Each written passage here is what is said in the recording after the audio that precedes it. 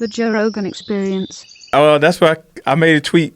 Somebody posted before, like, I don't understand how Corey's steady dropping down the rankings when you got guys like Dominic Reyes. He beat Volkan, who was 4, and everybody say, oh, he lost that fight, but Volkan was 6 actually, or something like that.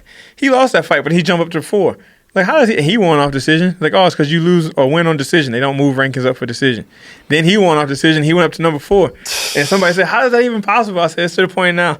I can't worry about fighting people that's in charge of the rankings and my opponent. Because if I worry about both of them, I'm not focused on something. Yeah. So I'm just worried about the opponent. I'm just going to keep beating whoever they put in front of me. And eventually, if they keep trying to put these guys up to fight John, like off knockouts, like you said, Anthony Smith, he knocked out Rashad, Shogun, and then choked out Volkan. He went up there to UFC, John, and didn't have nothing on the ground, all that extra stuff. It's good when you're knocking guys out. And I think it's going to be the same thing with Santos. He known for knocking guys out, but his losses in 85, other than Branch, he lost to Eric Spicely on the ground. John's good on the ground. John's going to take him down. As soon as you come running in, if you hit him once, John's going to take you down, and you ain't going to have no answer. Right. You know what I mean? If you don't have everything tested by the time, when it's time to go to the championship fight, if you can't do nothing striking, it's over. Thiago, to me, seems like, I mean, he's a very dangerous guy, but almost like so aggressive that he's almost like a kamikaze guy. Like he's do or die, like kill or be killed. He comes in just swinging, throwing hammers.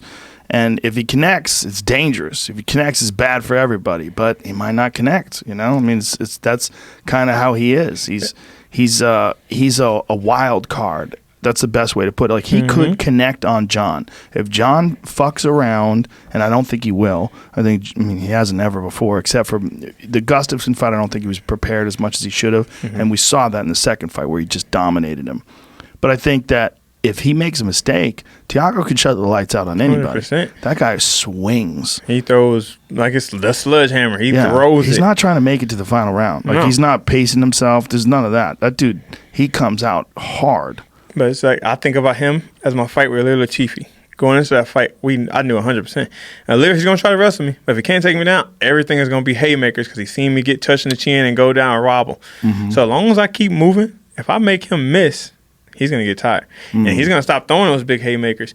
And sometimes when he's swinging, he misses, he almost falls over. And it gives you like the counter or the takedown. Yeah. That's the thing. In our division, there's so many people more like rock'em sock'em robots, I think, because they got their hands up and they blocking. It's like, oh, he's not hitting me. But with 4-ounce gloves, I was cage side for Ryan Bader and Anthony Johnson. Bader had his hands up, but Rumble was hitting his hands so hard. All of a sudden, you see his hands just drop, and he was out.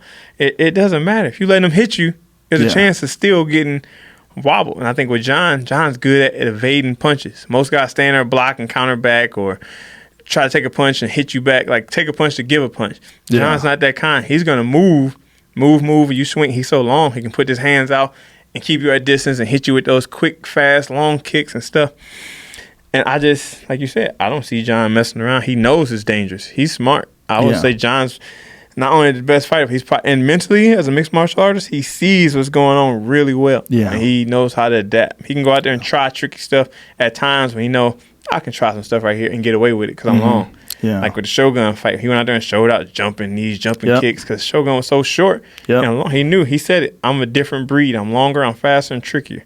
But I think when it comes to a guy like Gus, he didn't do all that stuff, but he knew he had to stay long and evade punches and get a takedown and hit him where you can. Yeah, in the Gus fight, he showed his mettle, right? He showed that he could take it and then win in the championship rounds, even in a fight that he wasn't even really properly prepared for. He showed that in the Vitor Belfort fight, too, when he got caught with that armbar. He overcomes adversity. He's not just a hammer. He knows how to be the nail. He knows how to do it.